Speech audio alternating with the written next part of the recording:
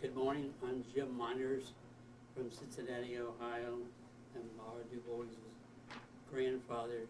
She asked me to make a few comments about my time during the service during World War II. Okay, Grandpa, you said the Depression didn't impact your family. Why didn't it? Well, luckily my father had a good business. He was at the investment business, and at that time we were very fortunate that his activities provided support for our family. Consisted of 2 boys and 4 girls, and we weren't seriously affected. A lot of the people were. Money was very tight, and the people next door to us, in a similar type house, they had 10 or 11 people living there, and they just only one daughter worked, and they had a hard time making it. A lot of people, there just wasn't work, and people had a really hard time of getting along, and they worked anywhere they could or did anything they could to make money. What did you do for fun when you were around my age? Well, we went around with different group of kids in high school. Sometimes we were allowed to use the cars, and we would go to dances and parties, and a lot of times we one of my best friends' family had a summer home up near New Richmond, Ohio, and that was about 25 miles from Cincinnati, and we thought that was a long way to go, but we used to go up there and have parties, and there was an inn up there, and we used to go up there and drink beer and have a good time, and a lot of times drive back from there at night. And that was going 20, 25 miles was then was considered a big trip. Yeah. What was your life like during the war? Well, I, like everyone, I didn't want to be drafted, so I enlisted in the Air Force with one of my kid I grew up with. I went through grade school with him, and then we were in college, and we decided we should get in something like that. We joined the Air Force in September of 1942, and we weren't called up for about 5 months, but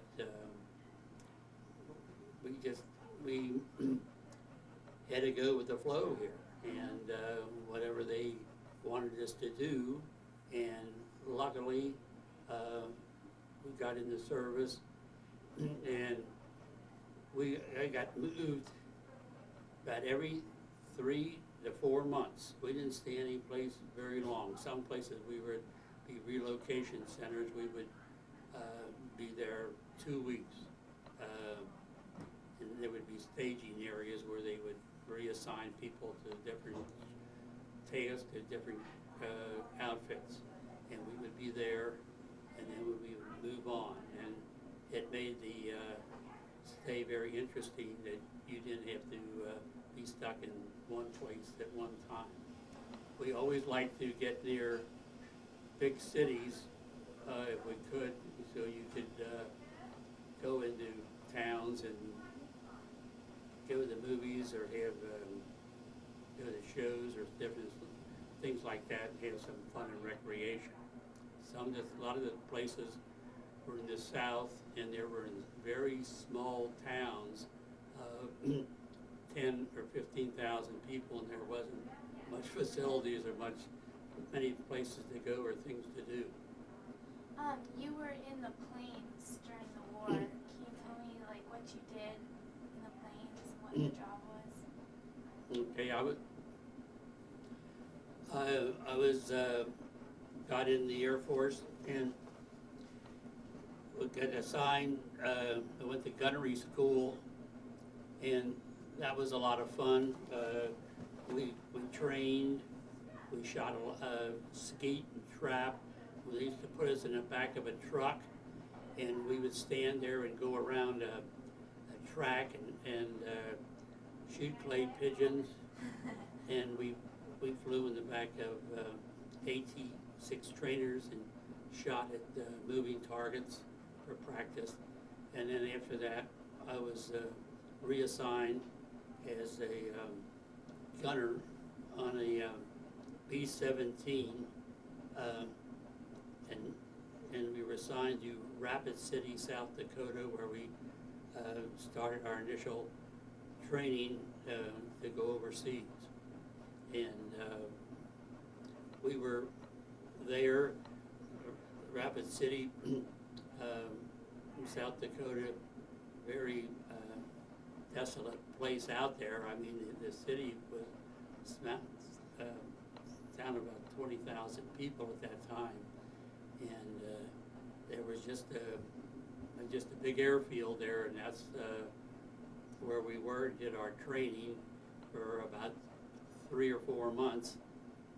We flew every day, and we were down the flight line at 6 o'clock in the morning, and I don't think there was ever a colder place in the world than a runway was open to the winds coming in at 40 to 50 miles an hour at 6 o'clock in the morning. So then we trained there, and then flew to Tampa, Florida, where we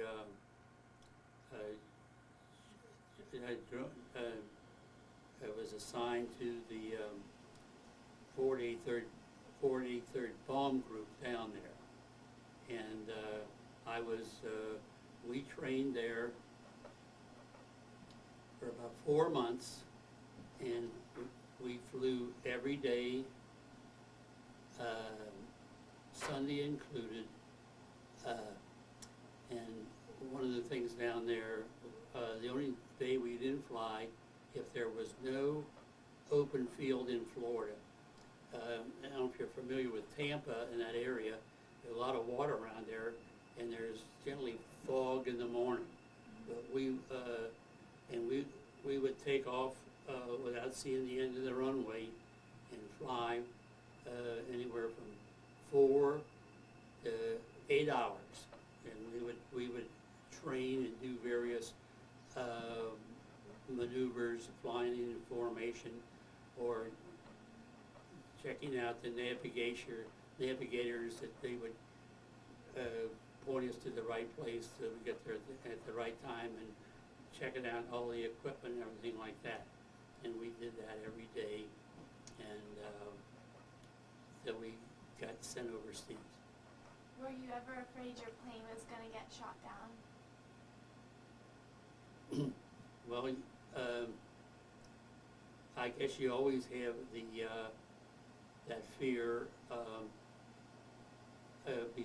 At every mission, we went to a briefing, and they would tell us today the target is in Germany and or Romania. It's an aircraft factory. It's an oil field or various bridges or things like that. And they would tell us that they may have anywhere from 800 to 1,200 heavy guns trained around there, and they would be shooting at enemy planes that came in there. Some of the places were more heavily defended than others, and that gave you some apprehension about the thing. The missions took about anywhere from 4 to 7 hours, and we were generally over the target area 20 or 30 minutes. And we generally flew around the cities to avoid any aircraft fire, and I kind of made my mind I'm not going to worry about it for all those hours. I'll worry about it for the 20 minutes we were over the target. And then we generally, you were so busy watching for enemy fighters or other things that you kind of didn't worry about. You kind of just did what you had to do at that time. What were some of the targets you flew over? Well, our main objective was we were the 15th Air Force to knock out the enemy's ability to continue to wage war, and we bombed primarily oil fields in Romania and up around Bucharest and those places, and at Palesti. I went to Palesti oil fields 7 times, and that was a long way, and they were heavily deforested, and that provided the oil and the gasoline for the German, the Axis army, and that was our goal, is to knock that element out of the war, that they couldn't run their tanks or planes and things like that, and bombed refineries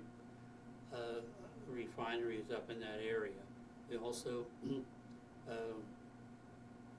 there was a number of aircraft factories and munitions factories around Munich, Germany, that we bombed up in Bavaria and those places, and that was a pretty long run for us, and they were heavily defended. And also around Vienna, there was aircraft factories, bridges, and places like that we contacted and struck to do everything we can to eliminate their ability to defend themselves. Did you see any other planes get shot down? I saw a lot of a number of them shot down. It was just kind of relative. We flew in boxes of 3. One was kind of like a triangle, and sometimes there'd be a 4th behind you, and then there was 3 of those groups made up a squadron, and then we had 4 squadrons made up a group, and then we flew in that formation to kind of keep together to defend ourselves with more firepower if we were attacked by enemy fighter planes. And one of the, we had, it was all kind of relative. Some days it was more intense than others, and some days it wasn't that bad. But we did, some people, planes did get shot down. One day,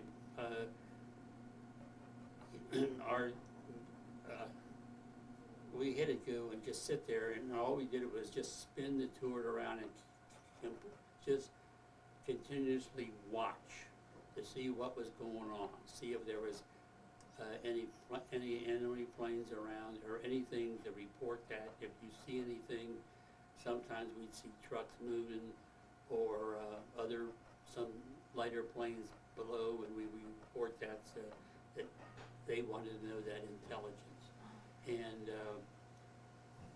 in doing that, the one day I remember, right behind us, about, I guess, less than 50 feet, there was another B-17, and they were just flying along, and all of a sudden the thing just started going, just kind of up in the air, and it got hit by an 88 shell, and there were the wing tanks